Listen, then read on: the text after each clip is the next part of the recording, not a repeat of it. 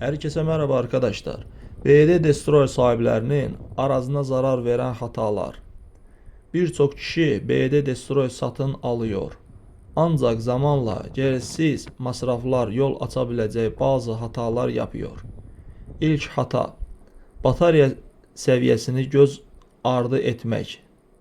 Hibrid sistemin sürüş modları doğru kullandığından ve bataryanın durumunu düzenli takip edildiğinden en verimli şekilde çalışır. İkinci hata, periyodik bakım ihmal etmek.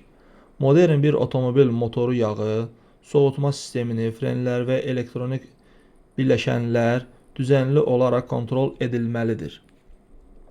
Üçüncü hata, kalitesiz yedek parça kullanmak. Ucuz parçalar aracın performansını düşürə və güvənliyini olumsuz etkiləyə bilər. Dördüncü hata, yazılım güncələməni kontrol etməmək.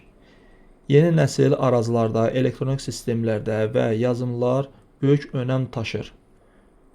Güncələmələr aracın performansını və güvənliyini artıra bilir.